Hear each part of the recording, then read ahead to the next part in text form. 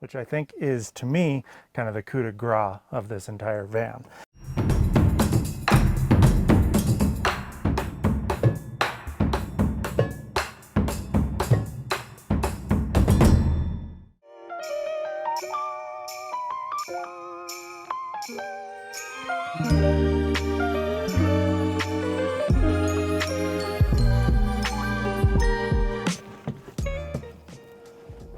Well, buenos dias. Welcome to another bonus episode. I know you're dying for ski episodes, but this is another episode that has been very requested. That's right, we're going to be doing a van tour today, going through this beauty. Okay, so let's start off with the basics, the van itself.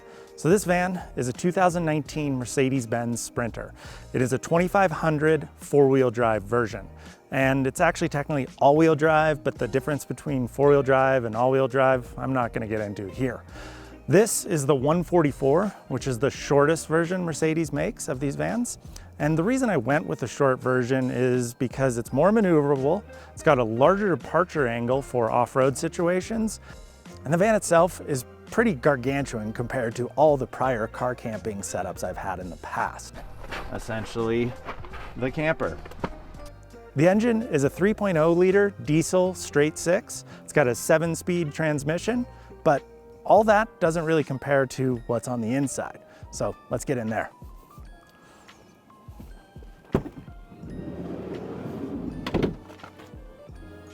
Okay, wait, before we actually get inside the van, I want to talk about who actually built this. So this van, everything that's done inside was done by Alpine Vans out of Philadelphia, Pennsylvania.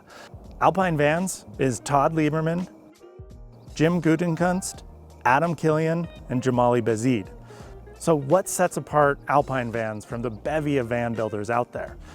Well, there's a couple things. Todd, who founded Alpine Vans, comes from an entrepreneurial, technology, and software background. And so his goal was to take all that experience and bring it into the van building space. But technology is all well and good if you want an erector set.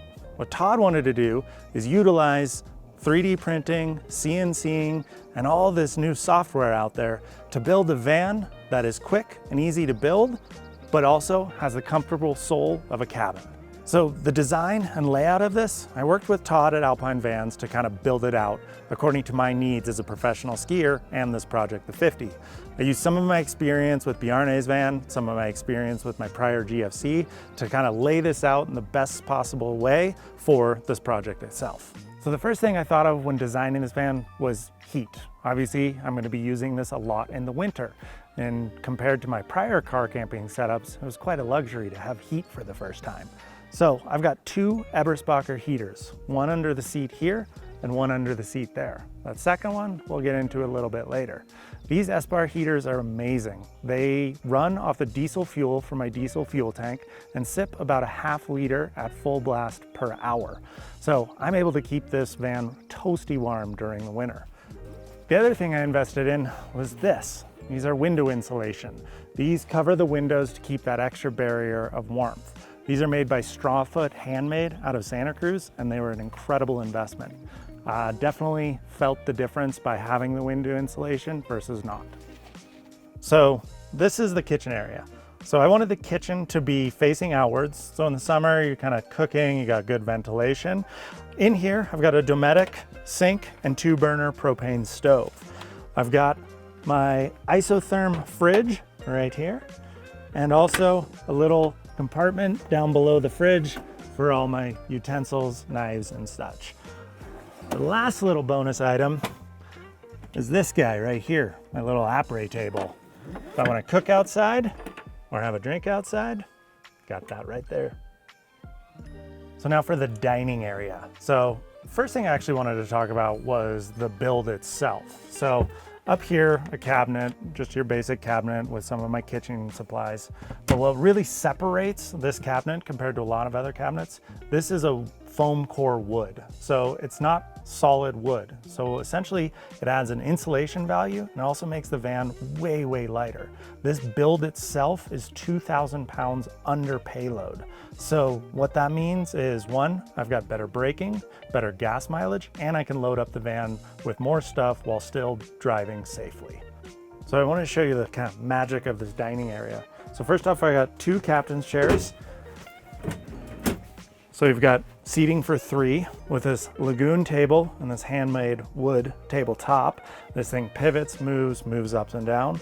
I also have this chair here, and if you give me a second, I'll show you what this transforms into.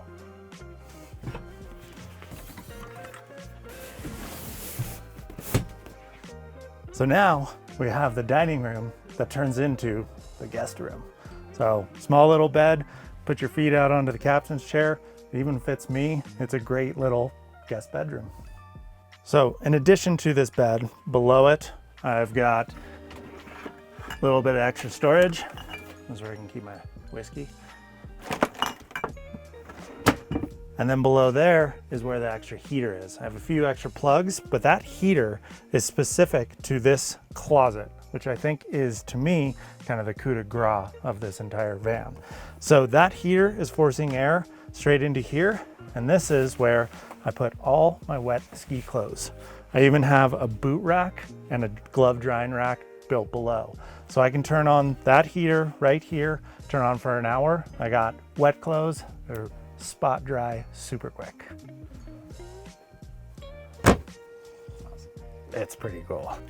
Okay, and speaking of moisture, thinking about drying out, what I also have is 2 Max Air fans right here. The benefit of 2 is, especially in the summer, you can reverse the direction of each of them and get really good airflow. During the night, I always have 1 cracked and 1 fan on. Obviously, when I'm cooking, I definitely always have the fan on to ventilate the carbon monoxide buildup from this propane stove. Below here is my water closet.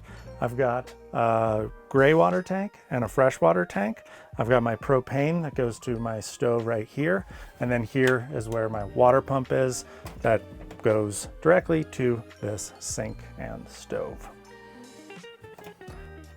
Above here, above the water pump, I've got some electrical outlets. I've got 12 volt. This is my heater control, light control, and then my battery and energy management system. We'll talk about that a little bit further on. Carbon monoxide, and definitely necessary, a fire extinguisher. And obviously when you're building a van, you're gonna be thinking about your sleeping. So to take advantage of this 144, the shorter length, what I really wanted to do was have a bed for 2, but not taking up it lengthways, but by going sideways. So on the outside, we have the flare space flares that were cut out and put on after the van was purchased. And that widens your sleeping platform to 79.5 inches. So plenty long enough for someone like me, which is 6'2". Above here, I've got all my cupboards. What I really wanted with this van was a lot of storage space because I've got to bring a lot of gear. So I end up filling this up with all my clothes, ski clothes, various items like gloves, helmets, goggles. And while it looks like this is very tight below where I'm sleeping, and it is tight, it's actually been not too bad. And I prioritize definitely storage, and I still sleep comfortably. The best part about this entire build though, is that everything is built on L-track. So this isn't bolted into the frame. There's an L-track that makes everything removable. So if I want to switch out this cupboard, which I actually plan on doing and giving myself a little bit more height because I realized I didn't need quite as much storage as I needed this winter. So if I want more headroom, I can just take this off and in 2 bolts, put on a new cupboard. If I'm going on a trip and don't need a ton of storage, I can just take off both of these cupboards, put them in the garage, and when I come back to winter, put them back on if I wanted to. Okay, so that's pretty much for the front side of the van. Now let's go to the back side to show you the garage.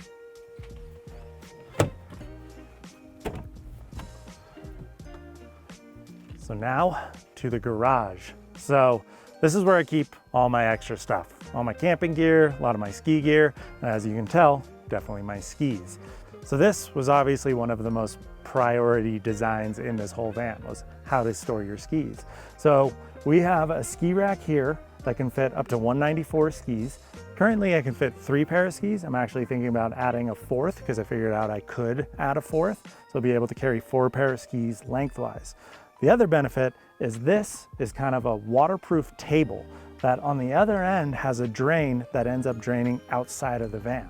So I can put my skis away wet, they drain and dry, and the water goes away to the outside of the van. Pretty cool, huh? From here, usually just use kind of my Thule bags and my Yeti bags. I'll take them out to store all my extra stuff. That way I can travel if I need to outside of the van and show you more kind of the inside. Right here, this is kind of some of my extra stuff. So I have a pee bottle, essential for van living. I've got van levelers and a tow kit right in this Yeti Go box. Below that Yeti water cooler, I have some essential goods like toilet paper, cleaning supplies in that Thule Go box. And the Yeti water cooler is essentially just extra water. So I have 6 gallons underneath the sink, and I have an additional 6 gallons right there. So in total, 12 gallons of fresh water. I usually use that one just for drinking water and the other one for cooking and for washing dishes. Okay, so below here is where all the power is. So behind this cabinet, I've essentially got my control station for all the batteries.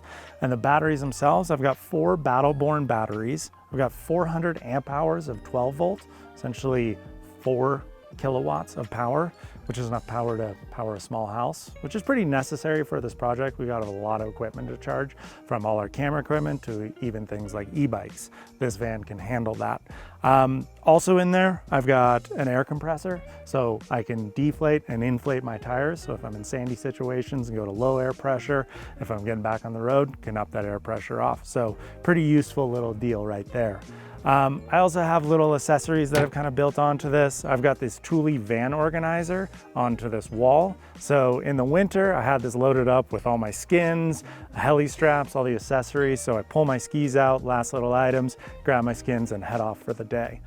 The other thing I really wanted to touch upon was some of the artwork. So a part of this technology and what they were able to do was laser etch wood. So right here we have pontoon, and right here we have meteorite.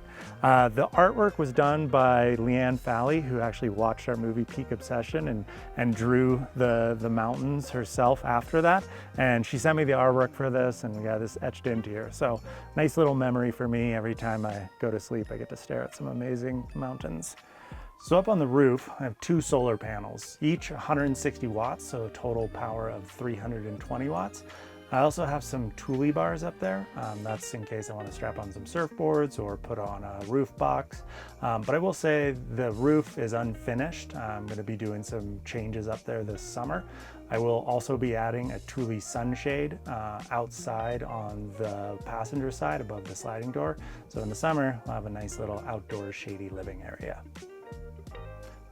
Okay, so that concludes the van tour. I will say this van this winter was absolutely amazing. It was a warm, cozy place to call home no matter where I was on the road. And I will say, I have to apologize to you. I lied to all of you. If you remember the last truck walk around video, I said I'm a truck guy.